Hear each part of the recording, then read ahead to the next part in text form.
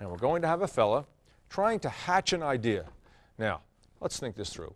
If someone was trying to come up with an idea, how would he look? Like this? No, look just too happy, don't I? I'll look like this, maybe. How should I do this? Let me see. See everything coming into play here? That's called body language. So we'll put all these things together and we'll draw a sketch of a fellow trying to think of an idea. All right, first we'll start with his head, which is an oval shape like this. Now, because he is turned at a 3/4 angle, we're going to think of this as a balloon or an egg. We always do that. So we'll wrap these guidelines around. Now let's have his eyes up here. So we'll use another guideline. So his head is to the left and looking up. Now he's hunched forward, and that's the body language. All right, now this part here will be for his hands cupping his face because he's leaning on his elbows, and the elbows are on the table. And here's the front of his arm, and now let's draw a diagonal line like this for the table, and over here that'll be for a chair. All right, we're ready to start inking this in. All right, now we'll start with his face. Now let's think of his expression. Well, his eyes would be looking up. All right, just like that. Now what about his eyebrows? Eyebrows are so expressive. One would be down like this. The other one, well, that might be up. You can tell already he's thinking. And here's his nose. Now his mouth. Well, he wouldn't be smiling. He wouldn't be frowning. Sort of right in the middle like this. Maybe a lower lip too. All right, now for his ear. His ear comes right about here. And for his hair. All right. Now, before I draw the bottom part of his facial outline, I'm going to draw his hand because that's in front. It overlaps. So here's his fingers. It comes around. Now we draw forearm to the elbow and back. Perfect. All right, now we can draw the other side of his face. All right, now his other hand. Now, body language is so important because body language is an extension of facial expressions. Sort of the next step. Facial expressions tell you how you're thinking, but so does body language. Now let's have his back arched like that, the front of his sleeve like that, and here's his other arm coming down. All right, let's continue this right there, and now let's draw the table. Right through there. All right, here's a shirt, and now let's put in the back of his chair. Now that's also a cube shape. See that? And let's see. All right, now let's erase some of the pencil lines. Did you ever see somebody you know coming from a distance, and just by the way they walk, you say, hey, I know who that is. I can tell that's so-and-so. Or when a good friend of yours across the room and you see him laughing or leaning a certain way, you say, that's body language. You know who they are right away. All right, let's put some cartoon effects and accessories. Let me see, what would he be doing? Hey, we'd be having question marks. That's a cartoon effect and accessory. What else? Maybe some stars. Like that. All right. Now, let's have the solution to this. Now, let's think this through. What kind of emotion or body language or expression would be after we got the idea? It'd be like this, maybe. I got it. Who's really the actor here? On the page or us? It's us, the cartoonists, right? So let's draw that in now. All right, let's draw his head. Now let's draw his torso like this. He's straight up now. His body language is saying that he's sitting upright. He's happy. He knows what he wants to do now. He's got an idea. His arm comes down this way and forward, and here's a circle for his fist. Perfect. And over here, his other arm is pointing up. I got it. All right. Now, let's see. He's looking straight ahead now. And here's that diagonal line for the table. Now let's draw this one in.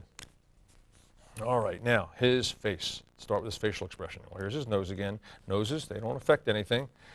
A smile, but a big smile, taking up the whole shape, just like that. You know what? Just have his teeth together like that. And here's one ear. Now, because his head is, again, in a 3/4 view, you wouldn't see the other ear. Let's put his hair in. And his eyes, well, his eyes would be wide open. Right in the center like that. Eyebrows way up in the air. And let's see, now we'll put his collar in, his neck and the collar. And now we're going to put his shoulder. Some squiggles there for the fabric. Coming down to the elbow. More squiggles where the sweater bunches up. And now his forearm. All right, next a fist, because he just pounded it on the table. So now his palm is facing the other way, so all we see are his knuckles like that. Now in a moment we're going to put in some cartoon effects and accessories and make it look like he just slammed that table. Make the diagonal line, continue his torso right there, and here's his other arm. Now see what I do over here? That's a stick, and I'm going to go along that stick figure, but on the way I kind of make some crinkly lines because that makes it look like it's bunched up fabric. See? Now we're going to put his forearm in, tapering at the wrist, and all right, now his hand. There's his thumb, and here's his index finger way up there, and the other one's coming back like this, the other fingers, bottom part of his hand, and there it is. Let's put the chair in, and this guy came out so good, I'm going to color him in.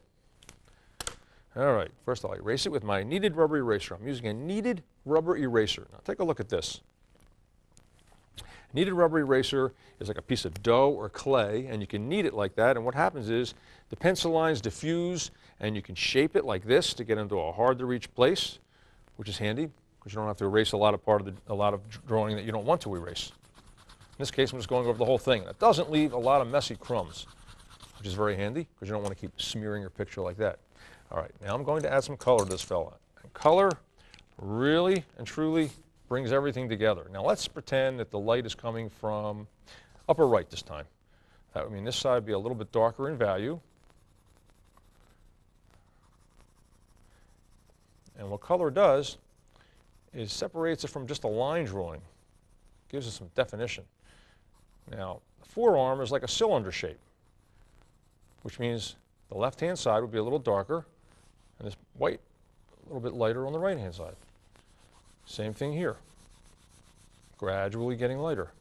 Now the fist is like a sphere shape,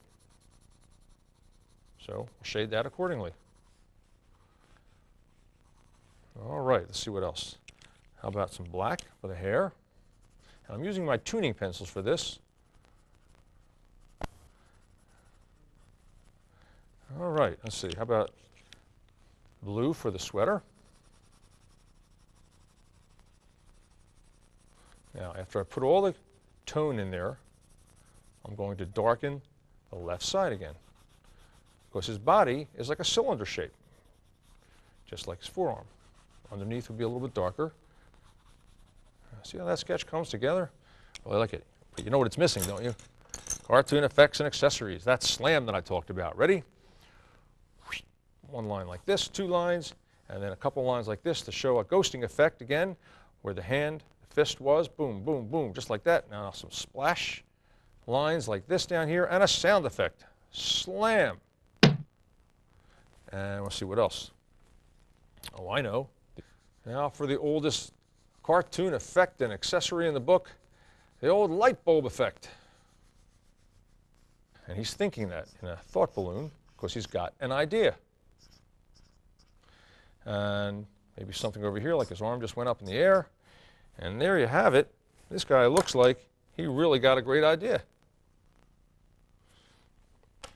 And that's all the time we have for right now. And a good way to practice facial expressions is to make a bunch of faces into a mirror like this and copy what you see down on the paper. The idea is just not to get caught, you see, doing this.